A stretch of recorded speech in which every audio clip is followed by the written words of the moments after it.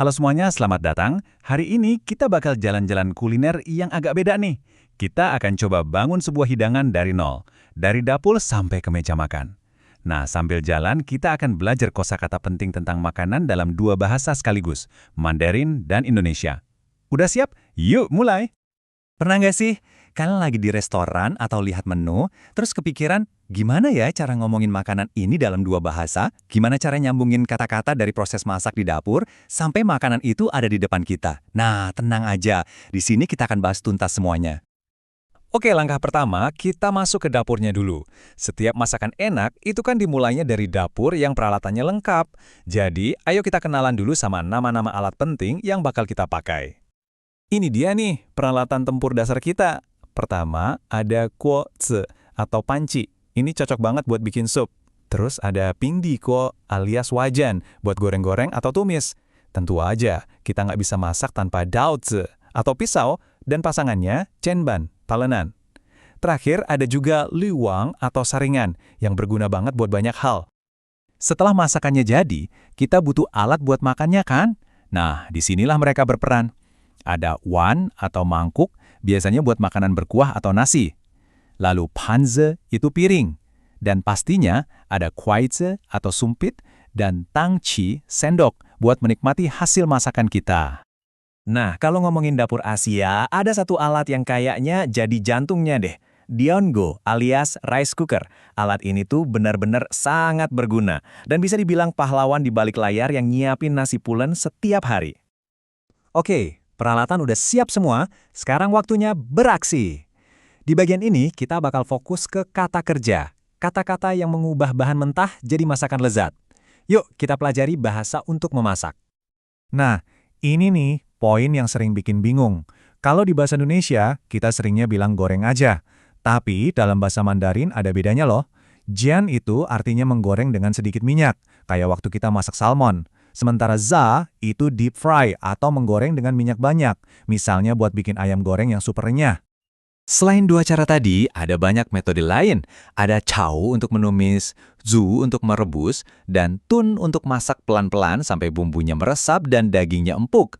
Terus ada chong atau mengukus, ini cara masak yang sehat. Ada kau buat manggang, dan terakhir pan untuk mengaduk, kayak pas kita bikin salad. Tabel ini ringkasan yang praktis banget. Oke, makanannya udah matang, wanginya udah semerbak kemana-mana. Langkah selanjutnya apa? Ya tentu aja, dicicipin. Nah, sekarang kita butuh kata-kata buat ngejelasin rasa yang luar biasa ini. Kita mulai dari dua rasa yang paling fundamental ya. Tian, itu artinya manis. Bayangin deh rasa labu panggang atau kaunanggua. Lawannya, ada shen, yang artinya asin. Rasa gurih yang biasanya ada di sup. Dua rasa ini tuh pilar utama dalam masakan. Selanjutnya, kita ngomongin sesuatu yang lebih dari sekedar rasa di lidah.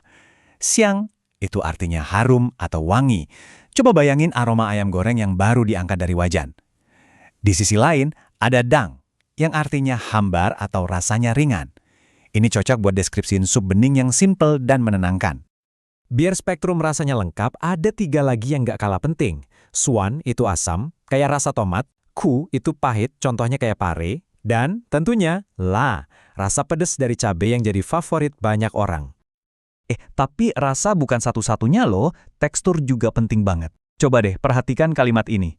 Yuro henen, yang artinya daging ikan sangat lembut. Kata kuncinya di sini nen atau lembut. Kata ini pas banget buat ngegambarin tekstur empuk yang kita cari di daging atau ikan. Oke, kita udah punya peralatannya, kata kerja buat masaknya, sama kata sifat buat deskripsiin rasanya. Sekarang, bagian paling seru, kita gabungin semua itu buat ngebentuk nama sebuah hidangan. Lihat deh, ternyata sesimpel ini. Udah kayak rumus matematika aja. Kita ambil kata kerja chow, yang artinya tumis atau goreng, terus kita tambahin kata benda fan, yang artinya nasi. Hasilnya, chow fan, alias nasi goreng. Logis banget kan?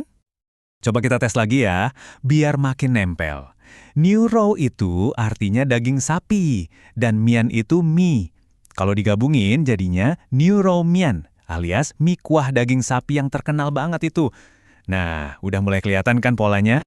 Dan coba lihat ini, dengan semua yang udah kita pelajari barusan, kalian sekarang bisa loh baca dan ngerti menu sederhana ini. Mulai dari chow fan yang harum, Neuromian yang legendaris, sup sayur yang sehat, sampai salmon goreng yang lembut. Kosakatanya udah di tangan kalian semua. Jadi, setelah perjalanan kita dari dapur sampai ke meja makan, sekarang kalian udah punya semua building blocks atau kepingan-kepingan penting dari bahasa kuliner ini.